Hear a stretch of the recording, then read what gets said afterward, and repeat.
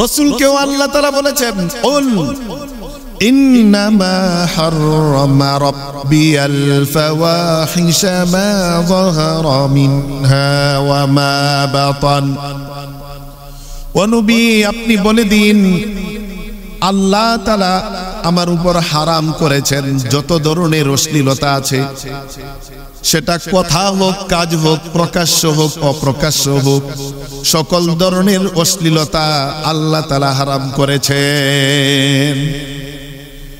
সকল ধরনের অশ্লীলতা রব্বুল আলামিন হারাম করেছেন। এই আয়াতে রাসূলকে বলতে নির্দেশ দেওয়া হয়েছে।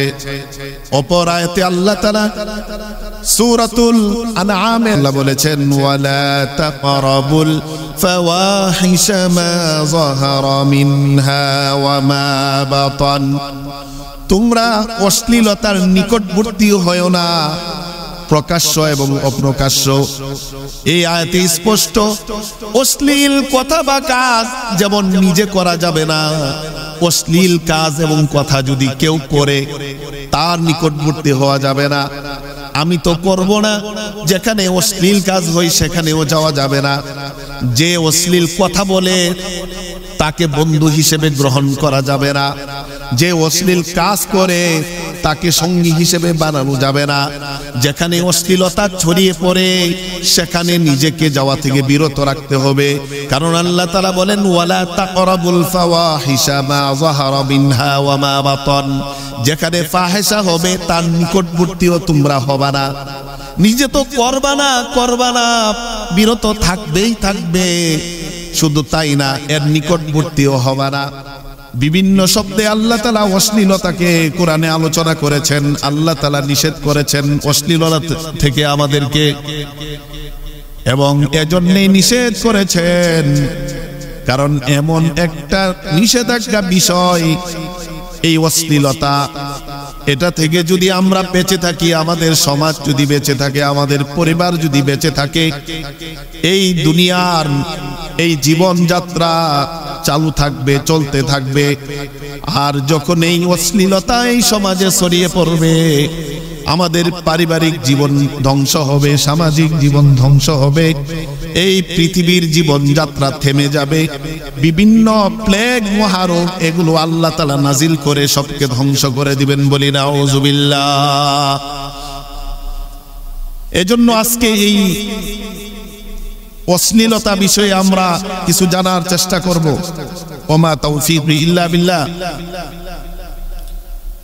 এটা জানার জন্য আমাদের প্রথমে প্রয়োজন আসলে অশ্লীলতা কি, এর পরিচয় কি। 2 নম্বর, অশ্লীলতার প্রকারভেদ। 3 নম্বর, এর প্রতিকার কি, অশ্লীলতা থেকে বাঁচার উপায় কি। তাহলে আগে আমরা অশ্লীলতা কি জানবো, এর থেকে বাঁচার উপায় জানবো সংক্ষেপে।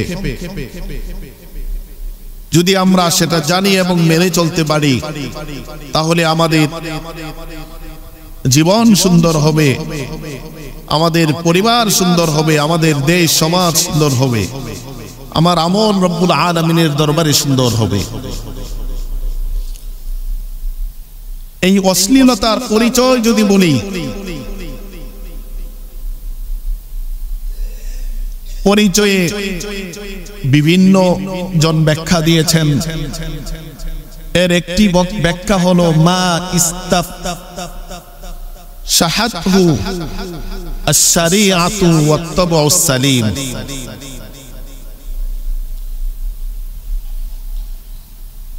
শরীয়ত এবং সুস্থ বিবেক, বিশুদ্ধ বিবেক। আমাদের অনেকে বিবেক বিশুদ্ধ নাই, সুস্থ বিবেক নাই, বিবেক নষ্ট হয়ে গেছে, চোখ নষ্ট হয়ে গেছে। সেজন্য এখানে বলা হয়েছে বিশুদ্ধ বিবেক, সেন্স যেটা আছে, সুস্থ বিবেক এবং শরীয়ত যেটাকে অন্যায় বলে ঘোষণা করেছে, যেটাকে পাপ বলে ঘোষণা করেছে, শরীয়ত যেটাকে পাপ বলেছে সেটা ফাহিশা। সুস্থ বিবেক যেটাকে অন্যায় মনে করে অশ্লীল মনে করে, কুরুচিপূর্ণ মনে করে, নির্লজ্জ মনে করে, যেটাকে বেহায়াপনা মনে করে, সেটা হলো অশ্লীলতা। তাহলে এখানে দুটি বিষয়। উইকিপিডিয়া অনলাইন যে প্ল্যাটফর্ম, উইকিপিডিয়া যেটা পরিচালনা করা হয় যুক্তরাষ্ট্র থেকে 2001 সালের 15 জানুয়ারিতে এর প্রতিষ্ঠা, সেটাকে পরিচালনা করে ইহুদি নাসারারা। সেখানেও এই অশ্লীলতার সংজ্ঞা দেওয়া হয়েছে। সমাজের অধিকাংশ মানুষ যেটাকে অসুন্দর, অশোভন, যেটাকে অশ্লীল মনে করে, সেটাই অশ্লীলতা। আর শরীয়তের দৃষ্টিতে অশ্লীলতা হলো, শরীয়ত যেটাকে অশ্লীল বলেছে, কুরুচিপূর্ণ বলেছে, নির্লজ্জ বলেছে, সেটা হলো অশ্লীলতা। আমাদেরকে অবশ্যই কুরআন ও হাদিসের আলোকে অশ্লীলতা চিহ্নিত করতে হবে। নতুবা কোন এক সমাজে যদি মনে করি যে অধিকাংশ মানুষ, আমাদের এমন অনেক সমাজ আছে যেখানে অধিকাংশ মানুষ কিছু অশ্লীলতাকে অশ্লীলতা মনে করে না, কারণ তার বিবেক নষ্ট হয়ে গেছে, বিবেক অসুস্থ হয়ে গেছে। সুস্থ বিবেক নাই, বিশুদ্ধ বিবেক নেই। এজন্য কুরআন ও হাদিসের আলোকে আমাদের অশ্লীলতা জানতে হবে। বিষয়টা এমন নয় আমরা জানি পাশ্চাত্যে অর্থ উলঙ্গপনা, বেহায়াপনা, রাস্তায় রাস্তায় ছেলে মেয়েদের অবাধ মিলেমিশা, free mixing, free relationship, friendship, যেগুলো আমরা বলে থাকি, এগুলো পাশ্চাত্য সমাজ অ্যাকসেপ্ট করেছে, গ্রহণ করেছে। এজন্য ওখানের সমাজ অধিকাংশ মনে করে যেটা অশ্লীলতা নয়, কিন্তু ইসলাম, কোরআন এবং হাদিসে সেগুলো স্পষ্ট অশ্লীলতা। এজন্য আমাদের জানতে হবে কোরআন ও হাদিসের আলোকে অশ্লীলতা কি। কারণ আমি একটাকে গ্রহণ করে নিলাম যে এটা অশ্লীলতা নয়, সবাই করে, আমি করলে সমস্যা কি? সমাজ এটাকে গ্রহণ করে নিয়েছে। সমাজ গ্রহণ করলেই যে এটা ভালো এমনটা নয়। এজন্য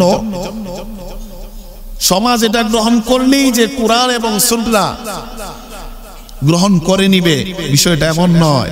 বরং কোরআন ও সুন্নাহ সেটা নির্ধারিত, নির্দিষ্ট বলে দিয়েছেন, এটার কোনো পরিবর্তন আর নেই। এজন্য কোরআন ও সুন্নাহর আলোকে এই অশ্লীলতা আমাদের জানতে হবে, চিনতে হবে।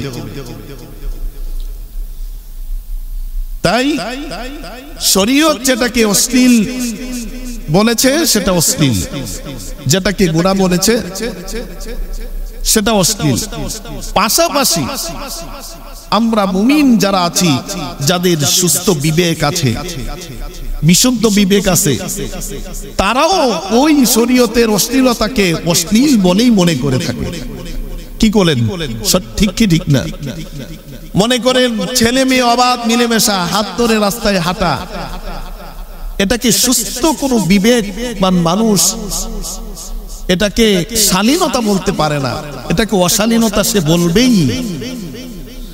তার মানে এটা অশ্লীলতা। ছেলে মেয়ে একসাথে পার্কে ঘুরতে যাবে, সেটা কোনো সুস্থ বিবেকবান মানুষ শালীনতা বলতে পারে না, তার মানে এটাও অশ্লীলতা। মাহরাম ছাড়া কারোর সাথে কেউ ফোনে কথা বলবে ফ্রেন্ডশিপের দোহাই দিয়ে, যে সে আমার ফ্রেন্ড, কথা বললে কি হয়েছে, রাত কথা বলে মেসেজ দিয়ে সময় কাটিয়ে দিবে, সেটাও অশ্লীলতা। এই জন্য এই অশ্লীলতা আজকে আমাদের সমাজে এমন ভাবে বিস্তার ঘটেছে, আমরা যেখানেই থাকি না কেন অশ্লীলতার ছড়াছড়ি। বাসায় বসেছি, আমাদের বাসায় অনেকের বাসায় টিভি, সেখানে অশ্লীলতা। টিভি নাই, মোবাইল আছে, মোবাইলে অশ্লীলতা। রাস্তায় হাঁটছি, আশেপাশে বিভিন্ন গান বাজনার আওয়াজ আসছে, অশ্লীলতা। যানবাহনে চড়ছি, বাসে, সেখানেও নাটক মুভি দেখাচ্ছে, সেখানে অশ্লীলতা। এমনকি আকাশে চড়তেছি, সেখানে অশ্লীলতা। ট্রেনে ভ্রমণ করছি, সেখানে অশ্লীলতা। লঞ্চে ভ্রমণ করছি, সেখানে অশ্লীলতা। আমি চাই বা না চাই, আমার উপর বাধ্য করে এই অশ্লীলতা ছড়িয়ে দেওয়া হচ্ছে। এজন্য আমরা যদি সচেতন না হয়, আমরা যদি এই অশ্লীলতা থেকে সতর্ক না হয়, তাহলে আমাদের পরিবার ধ্বংস হবে, এক সময় আমাদের সন্তানরা বিনষ্ট হয়ে যাবে, ধ্বংস হয়ে যাবে, এই সমাজ ধ্বংস হয়ে যাবে। আমাদের সন্তানরা এই অশ্লীলতার ঢেউয়ের নিমজ্জিত হবে, হাবুডুবু খাবে, গা ভাসিয়ে দেবে। তাদের নিকট এই অশ্লীলতা আর সেগুলো অশ্লীলতা মনে হবে না। এজন্য আল্লাহ তাআলা এই অশ্লীলতাকে প্রথমে দুই ভাগ করেছেন, যে অশ্লীলতা দুই ভাগ বিভক্ত, একটা হলো কথা আর একটা হলো কাজ। এই অশ্লীল কথা যেমন আমরা বুঝি, কেউ গালিগালাজ করা, গালিগালাজে বিভিন্ন অশ্লীল বাক্য ব্যবহার করা, এগুলো অশ্লীলতা। এমনকি গীবত করা, চুগলখড়ি করা, সেটাও উলামায়ে কেরাম অশ্লীলতার অন্তর্ভুক্ত করেছেন। আর কাজের অশ্লীলতা কি সেটা তো আমরা জানি। কাজের অশ্লীলতা হলো এই যে বেপরদাভাবে ঘোরাফেরা করা,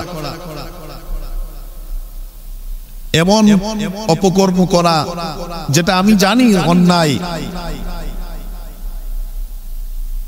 অসুন্দর, অশোভন, তারপরেও সেটা করা, সেটা হলো অশ্লীলতা। এই কাজ এবং কর্মের অশ্লীলতা দুই প্রকার, প্রত্যেকটি আবার দুই প্রকার। একটি হলো প্রকাশ্য, আর একটি হলো গোপনীয়। প্রকাশ্য অশ্লীলতা অনেক কিছু আছে, আমরা জানি, আমাদের চোখের সামনে ঘটে থাকে। আবার অনেক অশ্লীলতা আছে গোপনীয়। কেউ উপরে দেখতে আমি ফেরেশতা, কিন্তু রাতের বেলায় আমি মোবাইলে কি দেখলাম, কি শুনলাম কেউ জানে না। মানুষের সামনে আমি ভালো, কিন্তু গোপন ভাবে আমি এই অশ্লীলতায় লিপ্ত হয়ে গেলাম। এজন্য প্রকাশ্য অশ্লীলতা, গোপনীয় অশ্লীলতা, সবকিছু থেকে আমাদের সতর্ক থাকতে হবে। তাইলে অশ্লীলতার প্রথমত দুই প্রকার, কথা এবং কাজ, প্রত্যেকটাই আবার দুই প্রকার, প্রকাশ্য এবং অপ্রকাশ্য। সবগুলো থেকে আল্লাহ তাআলা বারণ করেছেন, বিরত থাকার জন্য আল্লাহ তাআলা নির্দেশ দিয়েছেন। এজন্যই নবী করিম সাল্লাল্লাহু আলাইহি ওয়াসাল্লাম উনি ওনার জীবনে অশ্লীলতায় লিপ্ত হননি কখনোই। কখনোই রাসূল থেকে কোনো অশ্লীল কাজ, অশ্লীল বাক্য, অশ্লীল কথা বের হয়নি। প্রমাণ কি? বুখারী শরীফের 6031 নম্বর হাদিস, আনাস ইবনে মালিক রাদিয়াল্লাহু তাআলা আনহু থেকে বর্ণিত। তিনি বলেন, لم يكن النبي صلى الله عليه وسلم سبابا ولا فحاشا ولا لعانا। নবী করিম সাল্লাল্লাহু আলাইহি ওয়াসাল্লাম উনার জীবনে উনি কোনদিন গালিগালাজকারী ছিলেন না। কাউকে উনি কারণে গালিগালাজ করতেন না। কেউ অপরাধের মূলক আচরণ করলেও তাকে কোনো গালিগালাজ করতেন না। কোন ব্যক্তি রাসূলকে কষ্ট দিলেও তাকে কোনো গালিগালাজ করতেন না। রাসূলের কোনো অধিকার ক্ষুণ্ণ করলেও রাসূল কাউকে গালিগালাজ করতেন না। আমাদের আজকের সমাজে এমন অনেক ব্যক্তি আছে এমনিতে গালিগালাজ করে না, কিন্তু নিজের কর্মচারী যারা আছে তাদেরকে গালিগালাজ করে এবং বলে এদেরকে গালিগালাজ না করলে এরা কথা শুনে না, এই অজুহাতে গালিগালাজ করে। কিন্তু রাসূল করিম সাল্লাল্লাহু আলাইহি ওয়াসাল্লাম উনি সারা জাহান পরিচালনা করে গেছেন, উনি কোনদিন উনার মুখে পরিচালনার দোহাই দিয়ে কাউকে গালিগালাজ করেন নাই। বরং গালিগালাজ যদি রাসূল করতেন তাহলে ইসলাম এমন প্রসারিত হতো না। ইসলাম তখনই থেমে যেত যখন রাসূলের মুখ দিয়ে কোনো অশ্লীল বাক্য গালিগালাজ বের হতো। এজন্য আনাস ইবনে মালিক রাদিয়াল্লাহু তাআলা আনহু বলেন, রাসূল কোনদিন গালিগালাজকারী ছিলেন না, রাসূল কোনদিন কোনো অশ্লীল কথা বা কাজে লিপ্ত ছিলেন না, রাসূল কোনদিন কাউকে কোনো অভিশাপ করতেন না, কারণ রাসূল ছিলেন সকলের জন্য রহমত স্বরূপ। রাসূল অভিশাপকারী হিসেবে এই পৃথিবীতে আবির্ভূত হয়নি। ওয়ামা আরসালনাকা ইল্লা রাহমাতাল লিল আলামিন। ও নবী, আমি আপনাকে পাঠিয়েছি সকল জাহানের জন্য, সারা জাহানের জন্য রহমত স্বরূপ। এজন্যই রাসূল কাউকে অভিশাপ দেন নাই, যতই রাসূলকে কষ্ট দেওয়া হয়েছে। এজন্য রাসূল অশালীন আচরণ করতেন না, গালিগালাজ করতেন না, অশ্লীল বাক্য, অশ্লীল কথা এবং কাজ রাসূলের কোনোদিন এতে জড়িত হতেন না। এই হাদিস দ্বারা প্রমাণিত রাসূলের যে সমাজ গড়ে গেছেন, সাহাবায়ে কেরামের মধ্যেও কোনো অশালীনতা ছিল না, অশ্লীলতা ছিল না, বেহায়াপনা ছিল না, নির্লজ্জতা ছিল না, কারণ তারা ইসলামকে মেনেছেন আখিরাতে শান্তি পাওয়ার জন্য, ইসলামকে মেনেছেন দুনিয়ার এই সমাজ জীবন সুন্দর হওয়ার জন্য, ইসলামকে মেনেছেন পারিবারিক জীবন সুন্দর হওয়ার জন্য। কারণ অশ্লীলতা যেই সমাজে ছড়িয়ে পড়বে সেই সমাজ ব্যবস্থা টিকে থাকবে না, ধ্বংস হয়ে যাবে। সেটা রাসূলের হাদিস। রাসূল বলেন, কোন সমাজে যখন অশ্লীলতা ছড়িয়ে পড়বে তখন সেই সমাজ ব্যবস্থা ধ্বংস হয়ে যাবে, সেই সমাজের শান্তি বিনষ্ট হয়ে যাবে, সেখানে বিভিন্ন রোগ মহামারী দেখা দিবে। এজন্য সমস্ত ধর্মে আল্লাহ তাআলা যত আদিয়াত নাজিল করেছেন, যত ধর্ম দিয়েছেন, যত নবী রাসূল আল্লাহ তাআলা প্রেরণ করেছেন, সবারই নিষেধাজ্ঞা ছিল এই অশ্লীলতা। সকলেই তার উম্মতদেরকে অশ্লীলতা থেকে বারণ করেছেন, নিষেধ করেছেন। রাসূলকেও আল্লাহ তাআলা বলেছেন, إنما حرم ربي الفواحش ما ظهر منها وما بطن। ونبي আপনি বলে দিন, আল্লাহ তাআলা আমার উপর হারাম করেছেন যত ধরনের অশ্লীলতা আছে, সেটা কথা হোক, কাজ হোক, প্রকাশ্য হোক, অপ্রকাশ্য হোক, সকল ধরনের অশ্লীলতা আল্লাহ তাআলা হারাম করেছেন। সকল ধরনের অশ্লীলতা রব্বুল আলামিন হারাম করেছেন। এই আয়াতে রাসূলকে বলতে নির্দেশ দেওয়া হয়েছে। অপর আয়াতে আল্লাহ তাআলা বলেছেন, ওয়ালা তাকরাবুল ফাওয়াহিশা মা যাহারা মিনহা ওয়া মা বাতান। তোমরা অশ্লীলতার নিকটবর্তী হয়ো না, প্রকাশ্য এবং অপ্রকাশ্য। এই আয়াতে স্পষ্ট অশ্লীল কথা বা কাজ যেমন নিজে করা যাবে না, অশ্লীল কাজ এবং কথা যদি কেউ করে তার নিকটবর্তী হওয়া যাবে না। আমি তো করব না, যেখানে অশ্লীল কাজ হয় সেখানেও যাওয়া যাবে না। যে অশ্লীল কথা বলে তাকে বন্ধু হিসেবে গ্রহণ করা যাবে না, যে অশ্লীল কাজ করে তাকে সঙ্গী হিসেবে বানানো যাবে না। যেখানে অশ্লীলতা ছড়িয়ে পড়ে সেখানে নিজেকে যাওয়া থেকে বিরত রাখতে হবে। কারণ আল্লাহ তাআলা বলেন, ওয়ালা তাকরাবুল ফাওয়াহিশা মা যাহারা মিনহা ওয়া মা বাতান। যেখানে ফাহিশা হবে তার নিকটবর্তীও তোমরা হবা না। নিজে তো করবা না, বিরত থাকবে। শুধু তাই না, এর নিকটবর্তীও হবা না।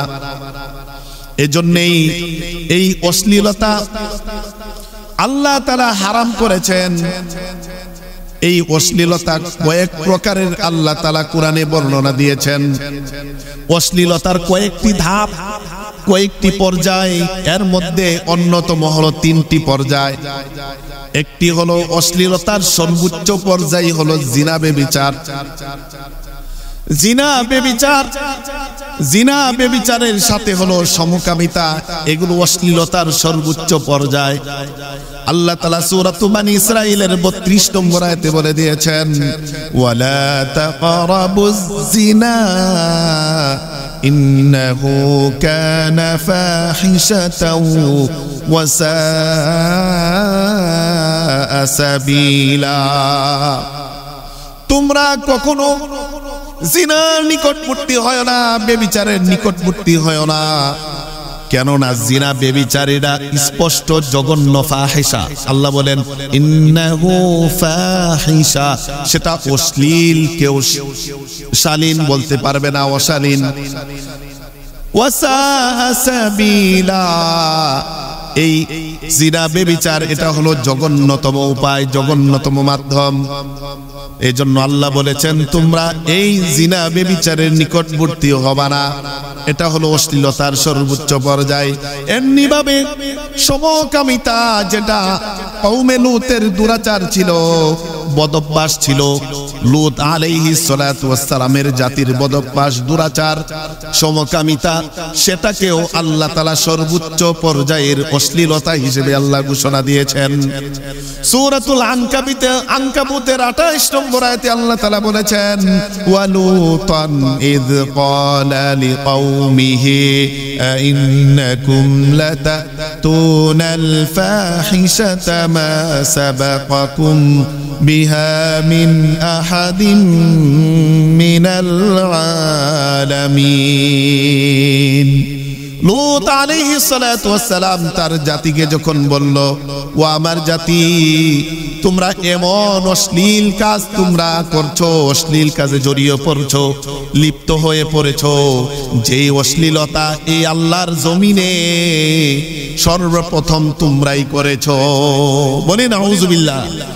তাই এই লূত আলাইহিস সালাতু ওয়াস সালামের যেই দুরাচার, বদভ্যাস, সমকামিতা, সেটা পুরুষে হোক, সেটা নারী হোক, সেই সমতাকে প্রমোট করছে আজকের এই দুনিয়ার মিডিয়া, আজকের সেই সমাজ, পশ্চিমা বিশ্ব এই সমকামিতাকে বৈধ বলেছে। বলি নাউযুবিল্লাহ। যেটাকে আল্লাহ তাআলা স্পষ্ট ফাহিশা বলেছেন, অশ্লীল বলেছেন, সেটাকে বিভিন্ন মিডিয়া প্রমোট করছে। এজন্য এই সমকামিতা এবং জিনা ব্যভিচার হলো অশ্লীলতার সর্বোচ্চ পর্যায়। এর মিডিয়াম পর্যায় হলো, দ্বিতীয় পর্যায় হলো এই জিনা ব্যভিচারে যেই সমস্ত কাজ জিনা ব্যভিচারের দিকে ধাবিত করে সেগুলো অশ্লীলতা। একটু ভালো করে বুঝে রাখেন, জিনা ব্যভিচারের দিকে ধাবিত করে যেই কথা, যেই কাজ, সেগুলো অশ্লীলতা। যেমন গায়রে মাহরাম যেগুলো মেয়েদের দিকে তাকানো, সেটা অশ্লীলতা, কারণ সেটা জিনার দিকে ধাবিত করে। কোন নারীদের দিকে তাকানো, কোন নারীদেরকে নিয়ে কল্পনা করা, সেটাও অশ্লীলতা, কারণ এটা জিনার দিকে ধাবিত করে। কোন হারাম মাহরাম নারী ছাড়া কারোর সাথে কথা বলা, ঘন্টার ঘন্টা সময় পাস করা, সেটাও অশ্লীলতা, সেটাও হারাম। এবং যত ধরনের কথা এবং কাজ জিনার দিকে ধাবিত করে, ব্যভিচারের দিকে ধাবিত করে, সমকামিতার দিকে ধাবিত করে, সেগুলো অশ্লীলতা। এটা হলো অশ্লীলতার দ্বিতীয় পর্যায়। এর মধ্যে এই যে ধরেন যত ধরনের ফ্রি রিলেশনশিপ বলি আমরা, ফ্রি মিক্সিং বলি, অবাধ মিলেমিশা, এই সহ শিক্ষা যাকে বলি আমরা, সেটাও অশ্লীলতা। এজন্য আমাদের সন্তানদেরকে যথাসম্ভব যে সমস্ত স্কুলে সহ শিক্ষা নাই, আলাদা সেপারেট শিক্ষার ব্যবস্থা আছে, সেখানে তাদেরকে শিক্ষা ব্যবস্থায় শিক্ষিত করব। কারণ সেখানে আপনি অনিচ্ছা সত্ত্বেও সেখানে আপনার সন্তানরা সেই অশ্লীলতায় জড়িয়ে পড়বে, আপনি জানবেন না। এজন্য যেই কথা, যেই কাজ, যে আচরণ জিনা ব্যভিচারের দিকে দাবিত করে সেগুলো অশ্লীলতা। 3 নম্বর অশ্লীলতা হলো সাধারণ গালিগালাজ, বিভিন্ন নাটক, সিনেমা দেখা, মুভি দেখা বলতে পারেন, এগুলো তো জিনা ব্যভিচার। মুভি দেখা অথবা নাটক সিনেমা দেখা অথবা বিভিন্ন টিকটক দেখা, সেগুলো তো জিনা ব্যভিচার দিকে দাবিত হয় না। যদিও জিনা ব্যভিচারের দিকে দাবিত আপনি না হন, কিন্তু আপনার চরিত্র নষ্ট হবে। এর দ্বারা সাধারণ যেগুলো অন্যায় অপরাধ আমরা মোবাইলে, টিভিতে দেখি, সেখানেও তো সেই ব্যাপারটা নারীদেরকে আপনি ইচ্ছাই হোক অনিচ্ছাই হোক সেখানে সামনে চলে আসে। হ্যাঁ, আপনি ইসলামী বিষয় যদি প্রমোট করেন, দেখতে চান, এর পড়তেও যদি এগুলো চলে আসে, সেগুলোকে অ্যাভয়েড করে যাবেন সাথে সাথে। কিন্তু সেগুলো যদি আপনি নিয়মিত দেখতে থাকেন, তাহলে সেগুলো অশ্লীলতা। আজকে দেখেন, এই যত ওয়ার্ল্ড কাপ খেলা বলি, বিশ্বকাপ বলি, প্রতিযোগিতা বলি, সেগুলো অশ্লীলতার মাধ্যম, উপায়, ছড়াছড়ি, অশ্লীলতাকে ছড়াছড়ি করার জন্য একটা উপায় হিসেবে গ্রহণ করেন। সব জায়গায় শুধু অশ্লীলতার ছড়াছড়ি। এজন্য আমাদের নিজেদেরকে সতর্ক থাকতে হবে। এই অশ্লীলতা সর্বোচ্চ পর্যায়ে জিনা ব্যভিচার, সমকামিতা, মিডিয়াম পর্যায় হলো এমন কাজ, এমন কথা যেগুলো জিনা ব্যভিচারের দিকে ধাবিত করে। 3 নম্বর হলো অশালীন কোনো কথা বলা। আপনার সন্তানদের সামনে অনেক সময় এমন কথা বলে ফেললেন যেটা আসলে অশালীন, আপনি বুঝতেছেন সেটা সুন্দর না, সেটাও অশ্লীলতা। আপনি বন্ধু সমাজে হাসানোর জন্য একটা অশালীন কথা বলে ফেললেন, সেটাও অশ্লীলতা। যদিও সেটা জিনার দিকে দাবিত করছে না, কিন্তু অশালীন, অশুভ, অসুন্দর, যেটা আপনার সুস্থ বিবেক মনে করে যেটা উচিত না সমাজের সামনে বলা, সেটাও অশ্লীলতা। এই অশ্লীলতা থেকে বাঁচার উপায় কি?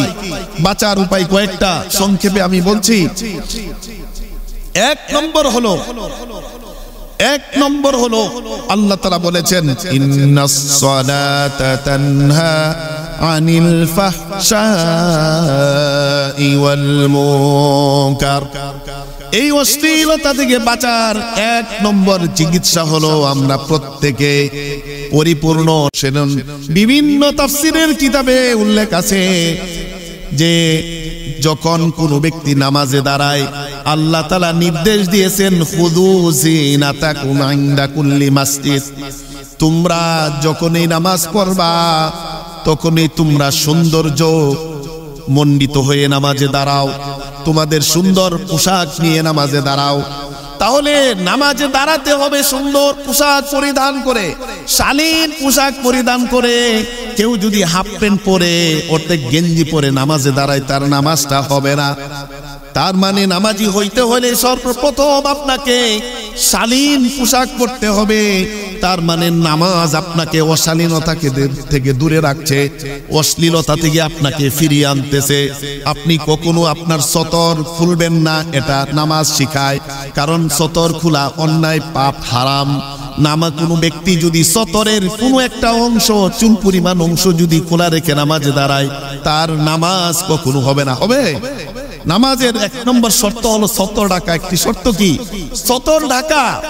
সতর আপনার ঢাকতে হবে, অর্থাৎ আপনার শালীন পোশাক পরতে হবে। শালীন পোশাকের মাধ্যমে আপনাকে এই অশ্লীলতা থেকে দূরে রাখার আহ্বান করা হচ্ছে। তারপর আপনি যখন নামাজে দাঁড়াচ্ছেন, আল্লাহু আকবার তাকবীর বলতেছেন, তারপরে তাসবিহ পড়তেছেন, কেরাত করতেছেন, রুকু করতেছেন, সিজদা করতেছেন, দোয়া করতেছেন। এই যে অনেকগুলো ইবাদত, এগুলো যদি আপনি মনে প্রাণে আল্লাহর জন্যই করে থাকেন, তাহলে নামাজ থেকে বের হয়ে আপনি কখনো অশ্লীল কাজে জড়িত হতে পারবেন না। আপনার বিবেক আপনাকে অশ্লীল কাজ থেকে বিরত রাখবে, যদি আপনি প্রকৃতভাবে নামাজি হন। এখন যদি কারো নামাজ কাউকে অশ্লীলতা থেকে বাঁচিয়ে না রাখতে পারে, এটা নামাজের দোষ নয়। যে নামাজ অশ্লীলতা থেকে কেন বাঁচিয়ে রাখে না, বুঝতে হবে আমার নামাজ সেই নামাজ হয় নাই যে নামাজি হলে আমাকে অশ্লীলতা থেকে বিরত রাখবে। কোন নামাজি ব্যক্তি যখন 5 ওয়াক্ত নামাজ পড়বে, ফজরের সময় সে আল্লাহকে স্মরণ করে নামাজ পড়ে দিন শুরু করবে, অশ্লীলতা থেকে জোহর পর্যন্ত মুক্ত থাকবে। জোহরের নামাজ পড়েছে তার ইমানকে আবার জ্বালাই করে নিবে, আসর পর্যন্ত সে অশ্লীলতা থেকে নিজেকে বিরত রাখবে। কোনো অশ্লীলতা চলে আসলেও মনে করবে কিভাবে এটা করবো, একটু পরেই তো আবার মসজিদে যাব, তার বিবেকটাকে বাধা দিবে। আসরের সময় ইমানকে জ্বালাই করে নিবে, আবার মাগরিবের পর্যন্ত সে অশ্লীলতা থেকে বিরত রাখবে। মাগরিবের সময় ইমানকে আবার নতুনত্ব করে নিয়ে আসা পর্যন্ত সে অশ্লীলতা থেকে বিরত থাকবে। এশার নামাজ পড়ে ফজর পর্যন্ত এই নামাজের পাওয়ারে, ইমানের পাওয়ারে সে অশ্লীলতা থেকে নিজেকে বিরত রাখবে। যার নামাজ নিজেকে অশ্লীলতা থেকে বিরত রাখে, বুঝতে হবে আমার নামাজ আল্লাহর কাছে কবুল হয়েছে। আর যার নামাজ অশ্লীলতা থেকে বিরত রাখে না, আল্লাহর ওয়াদা মিথ্যা নয়, আল্লাহর বাণী মিথ্যা নয়, বুঝতে হবে আমার নামাজ আসলে প্রকৃত নামাজ হয়নি। এজন্য অশ্লীলতা থেকে বাঁচতে হলে প্রথমেই আমাদের প্রকৃত নামাজই হতে হবে। হতে রাজি আছি তো ইনশাআল্লাহ? এবং নামাজকে খুশু খুদু নিয়ে যে আমি আল্লাহকে দেখছি সেইভাবে পড়বো, তাহলে আমি অশ্লীলতা থেকে বাঁচতে পারবো। 2 নম্বর ইসলামের নির্দেশনা, কুল্লিল মুমিনিনা ইয়াগুদ্দু মিন আবসারিহিম, আমার দৃষ্টিকে সংযত রাখতে হবে। দৃষ্টি সংযত রাখতে হবে। রাস্তা ঘাটে, বিভিন্ন প্ল্যাটফর্মে, বিভিন্ন যানবাহনে, যেখানেই আমি যাই আমার দৃষ্টি সংযত রাখতে হবে।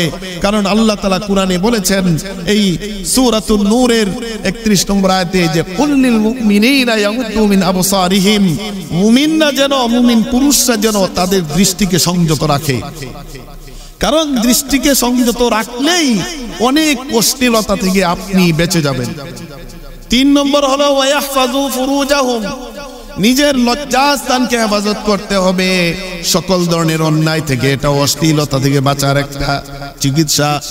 4 নম্বর, বিভিন্ন নির্জনতা, বিভিন্ন মেয়েদের সাথে নির্জনতা এড়িয়ে চলতে হবে। কারণ নির্জন অনেক সময় দেখা যায় আপনার আত্মীয়, চাচাতো বোন, মামাতো বোন, ফুফাতো বোন, তাদের সাথে দেখা করা জায়েজ না।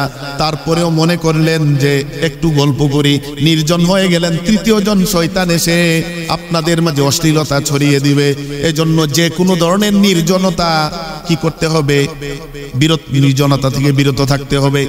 তাই অশ্লীলতা যদি আমরা বাঁচতে চাই, প্রথমত আমাদের সতর্ক হতে হবে। তারপর যে পদ্ধতিগুলো ইসলাম বলে দিয়েছে সেগুলো যদি আমরা অবলম্বন করি, নামাজি যদি হয়, আমাদের দৃষ্টি সংযত রাখি, আমাদের লজ্জাস্থানকে হেফাজত করি, আমাদের বিভিন্ন ধরনের নির্জনতা, নারী পুরুষের অবাধ মেলামেশা, এগুলো থেকে যদি বিরত থাকি, ইনশাআল্লাহ আমাদের সমাজে অশ্লীলতার ছড়াছড়ি থেকে রক্ষা পাবে। কারণ অশ্লীলতা ছড়াছড়ি যদি হয়, সেটাতে যদি আমি আমার কাজের জন্য আমার সমাজে অশ্লীলতা ছড়িয়ে যায়, এজন্য আল্লাহ তাআলা কঠোর হুঁশিয়ারি দিয়েছেন সূরাতুন নূরের 21 নম্বর আয়াতে। 19 নম্বর আয়াতে আল্লাহ তাআলা বলেন, ইন্নাল্লাযীনা ইউহিব্বুনা আন তাশিআল ফাহিশাতু ফিল্লাযীনা আমানু লাহুম আযাবুন আলীম ফিদ দুনিয়া ওয়াল আখিরা, যারা নাকি মুমিনদের মাঝে অশ্লীলতা ছড়িয়ে দেয় তাদের জন্য রয়েছে এই দুনিয়া এবং আখিরাতে কঠিন শাস্তি। এজন্য আসুন আল্লাহর যে নিষেধাজ্ঞা, প্রথম নিষেধাজ্ঞা সূরাতুন নাহলের 3টি নিষেধাজ্ঞার প্রথম নিষেধাজ্ঞা হলো অশ্লীলতা থেকে নিজেকে বিরত রাখা। সেটা কথায় এবং কাজে, প্রকাশ্যে এবং গোপনে, সকল ক্ষেত্রে নিজেকে অশ্লীলতা থেকে বিরত রাখি। নিজের পরিবারকে, নিজের সমাজকে, নিজের সন্তানকে বিরত রাখি। কারণ এমন অনেক কথা কাজ আছে। অনেকে প্রশ্ন করেন যে এই যে সিনেমা, নাটক, ফিল্ম, এগুলো তো অশ্লীল কিছু নাই, আপনি অশ্লীলতা বলতে কি বুঝিয়েছেন? অশ্লীলতা বলতে কি আপনি নগ্নতা বুঝিয়েছেন? না, নগ্নতা হলো অশ্লীলতার একটি অংশ। নগ্নতা মানে অশ্লীলতা নয়। যত কাজ নগ্নতার দিকে ধাবিত করে, যত কাজ জিনার ব্যভিচারের দিকে ধাবিত করে, যত কাজ হারাম শরীয়ত বর্ণনা করেছে, সবই অশ্লীলতা। এজন্য কোন নাটক, সিনেমায়, ফিল্মে নগ্নতা যদি নাও থাকে, তবুও সেখানে একজন বেপরদা মহিলাকে দেখা হচ্ছে, এটাও অশ্লীলতা। এজন্য নাটক, সিনেমা, ফিল্মে নগ্নতা না থাকা মানেই অশ্লীলতা নেই, বিষয়টা এমন নয়। এজন্য একটা আরবিতে প্রবাদ আছে, ইদা ক্বাল্লাল ইমসাক ক্বাল্লাল ইহসাস, ইদা কাসুরাল ইমসাক ক্বাল্লাল ইহসাস। যখন একটা কোনো বিষয় সমাজে বেশি ছড়িয়ে পড়ে, অনুভূতি তখন নষ্ট হয়ে যায়। আজকে সমাজের সবাই এই নাটক, ফিল্ম, সিনেমা দেখতে দেখতে মনে হয়েছে যে এটার কিছু না, অনুভূতি নষ্ট হয়ে গেছে আমাদের। এজন্য অনুভূতিকে আগে ফিরিয়ে আনতে হবে, সুস্থ বিশুদ্ধ বিবেককে আমাদের ফিরিয়ে আনতে হবে। শরীয়ত যেটাকে অশালীন বলেছে, অশ্লীল বলেছে, যেটাকে অসুন্দর বলেছে, যেটাকে নির্লজ্জ বলেছে, যেটাকে বেহায়া বলেছে, যেটাকে বেলাল্লাপনা বলেছে, সেইগুলোকে আমাদের মানতে হবে, জানতে হবে, বিরত থাকতে হবে। তাহলে আমাদের সমাজ, আমাদের এই সন্তানরা নিরাপদ থাকবে, ভবিষ্যৎ প্রজন্ম টিকে থাকবে। আল্লাহ তাআলা আমাদেরকে এই সকল ধরনের অশ্লীলতা থেকে বিরত থাকার তৌফিক দান করুন। ওয়া আখিরু দাওয়ানা আনিল হামদুলিল্লাহি রাব্বিল